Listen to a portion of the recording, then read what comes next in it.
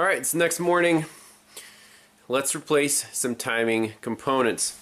So, before tearing anything apart, the timing setup for this engine, again, it's exotic, and we can read the manual all day long, but some things still don't make sense. For example, for the left timing chain, when you refit it,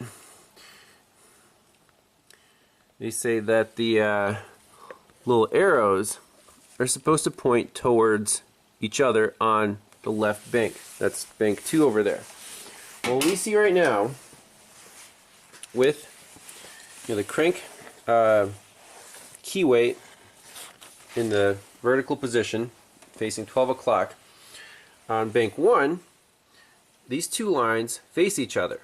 So I actually manually advanced this cam again, 1 tooth, and you can see these holes right here. That's where you're supposed to install the special lock tool, which I don't have and we don't really need. And these little dimples are exactly at 12 o'clock on the cam caps. So that's our reference. On this bank, we're also aligned. There are the dimples and the lock, screw holes. But on these phasers, you see the arrows are definitely not pointing towards each other. So I made my own black marks right there to basically reference where these phasers are in the default position. Now, they, OEM instructions say you have to take off the phasers, install the special lock tools, blah, blah, blah, blah, blah. That's all extra crap we're not going to do. We're just replacing chains and guides and tensioners.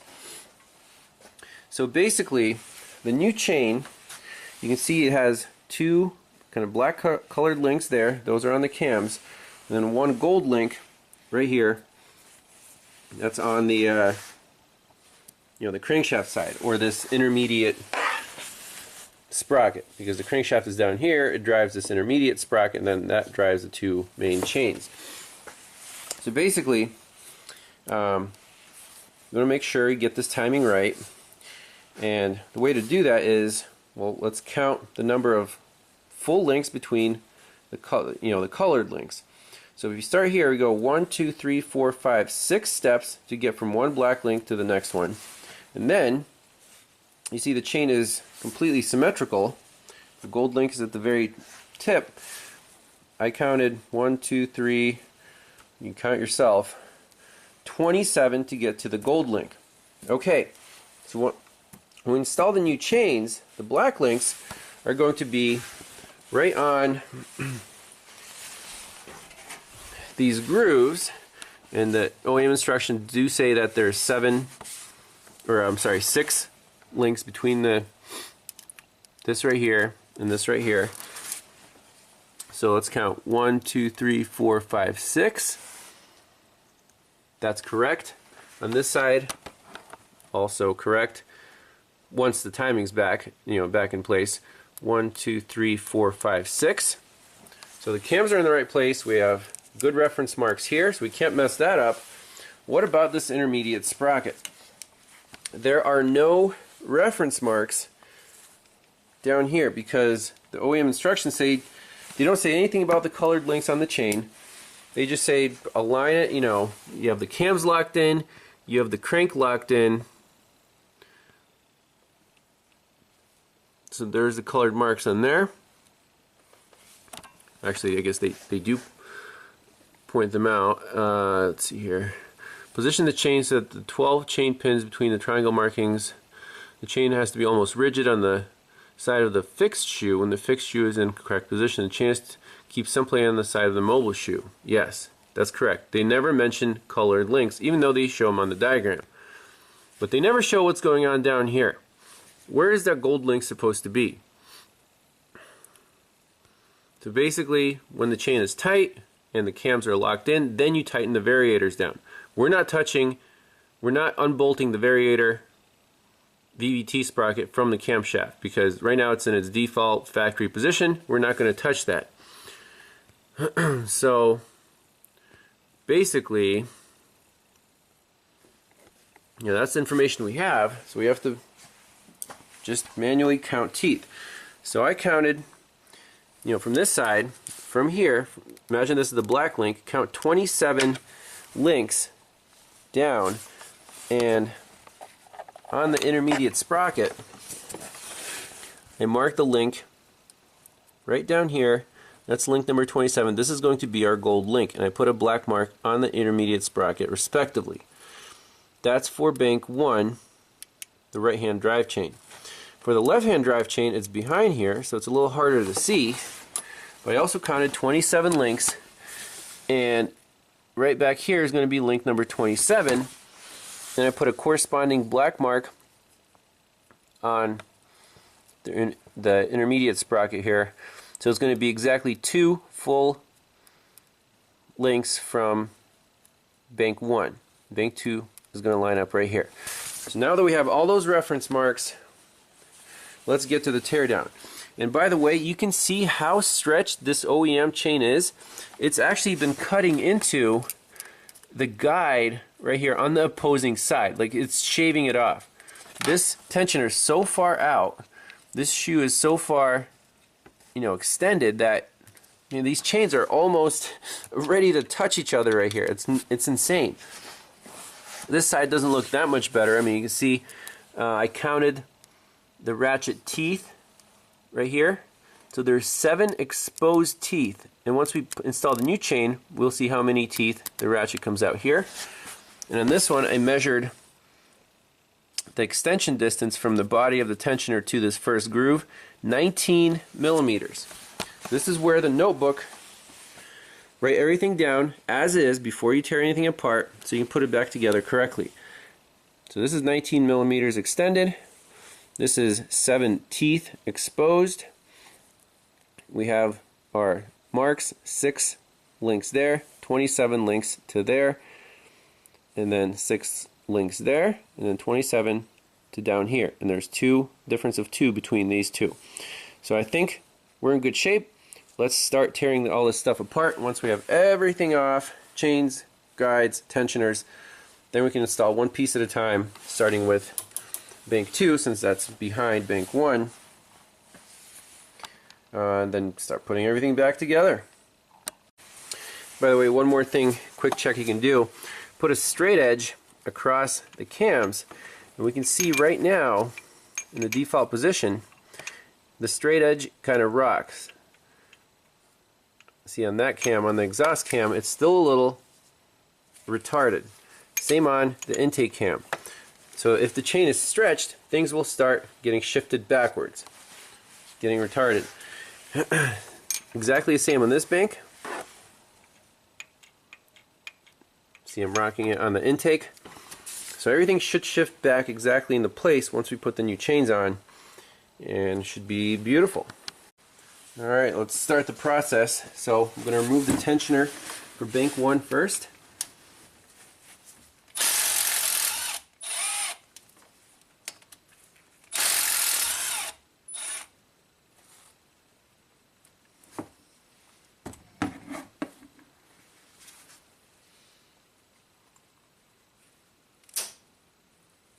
And obviously the timing jumped. It was literally all the way extended.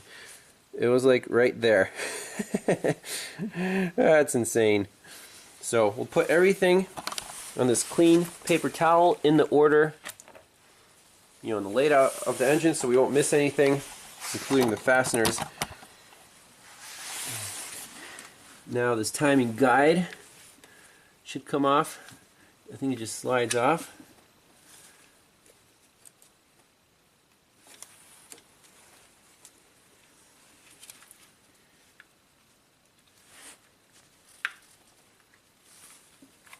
There we go. So that's still in one piece.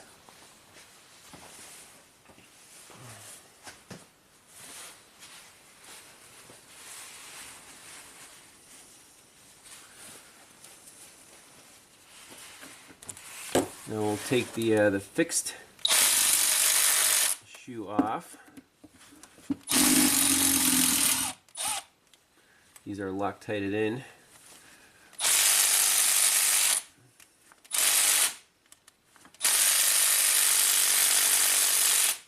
Alright. I'll get a manual bench.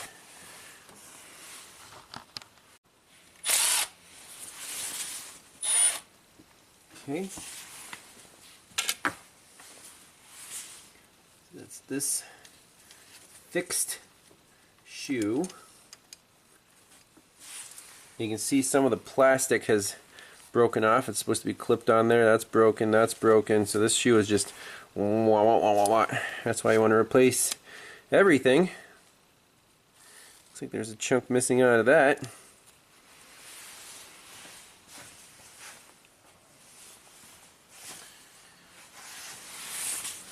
Now the chain is free to come off.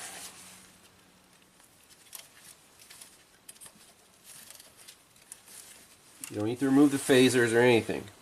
There's the original chain. We can compare this to the new chain.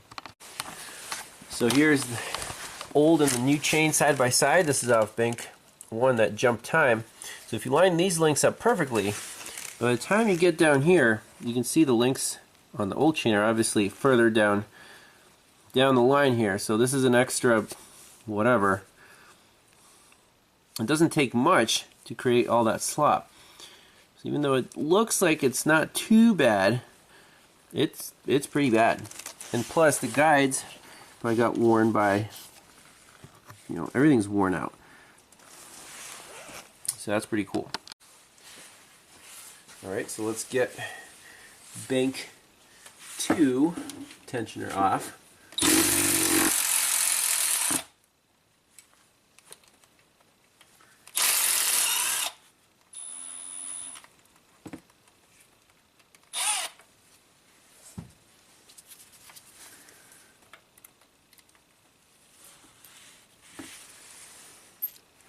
And I think this one also reached the end of its travel. Like, this doesn't extend anymore. Crazy. Alright, so I slipped off the mobile shoe.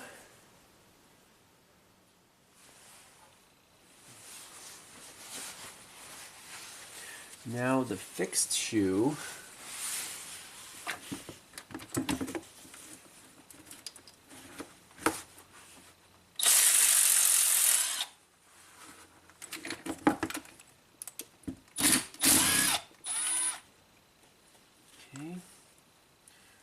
Oh, there's a little dowel on that one.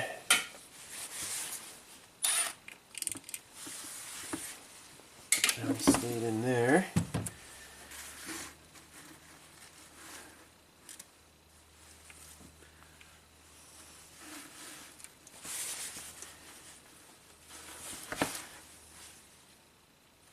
Whoa. That cam definitely jumped, but that's okay because the valves won't crash into the pistons, because if the valve wanted to close, now it's closed. There's the bank 2 chain compared to the new one. Yep, so same story with bank 2. It looks identical to bank 1. See how much longer it is. So I guess stretched chains at 60,000 miles cause timing to jump. Why? You guessed it, because Maserati.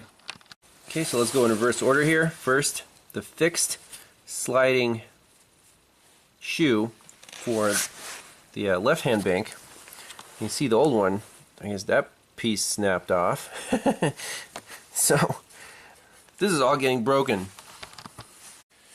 Now for installing components, I prefer to use the right-hand drive ratchet because you can feel the torque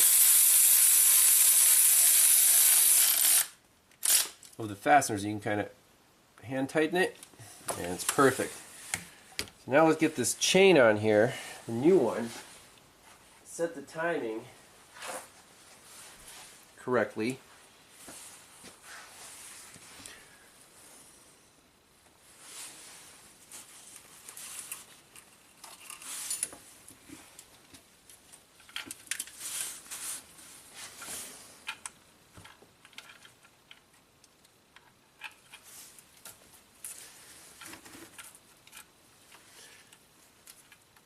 Oh, I guess you gotta put the guide on after the chain. Again, nothing is easy on this car. There's a reason why they tell you to hold down the cams, because the cams always want to jump out of time. So I have an adjustable wrench with my mallet holding the exhaust cam that way, so this chain, stretch of chain is tight, that's in time. Now the intake cam is now also in time, this is tight. Now there's just barely enough slack on this side to wiggle in this mobile chute, right? I mean, it's wedged in there right now, and I've been at this for almost an hour trying to wiggle this thing in. I did it once, but I had this cam out of time, and there wasn't enough slack in the chain to jump the teeth back. That tells you how tight these new chains are. The old ones we took off like no problem at all. These ones are pretty hard to install because they're shorter. So I'm just going to try to keep wiggling this thing in. Once that's in, pop the tensioner in, we're home free on this bank. And this one should be, I think, a little more straightforward since there's less in the way. This run of chain can just be straight until we put that guide in there. Alright, so here's the bank 2. Tensioner is installed. All the guides, this guide's bolted down. If I pull the grenade pin, there's basically no tension on the grenade pin. That means that chain is so tight. This is a brand new chain. Look at that. That ratchet maybe came out one notch, and we can experiment with that. If we turn this cam to tighten the chain, you know, from the crank all the way back to here. Okay, there you go. 1, 2.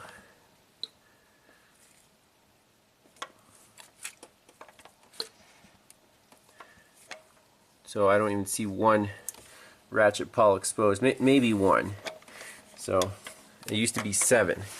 You can see these are lined up pretty much perfectly. Black links are on the money.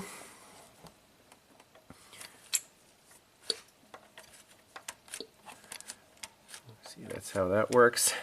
Once that fills up with oil, it'll be good to go. Amazing. So that's everything still aligned there. Now let's do the other side. Well, on bank 1, the Maserati is very forgiving. Super easy to install the tensioning guide, and here is the tensioner itself.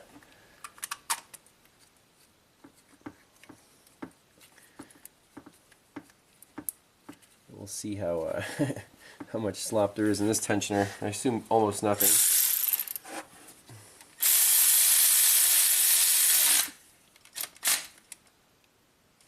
Okay.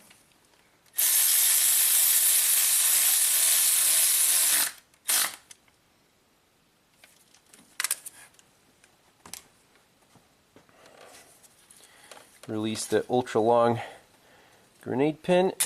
Boom. Tensioned.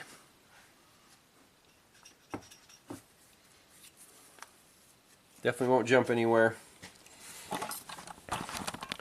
So those are almost all the new parts that I got. Now we just have a couple new belts. I'll leave the crank seal alone. Don't want to disturb it. Just got one just in case. Here's all the old stuff. So stretched, broken, replace everything. Should be good for another 60,000 miles. So I'm going to button everything back up, and we'll leave the last part for startup. Cross your fingers that everything will work just fine.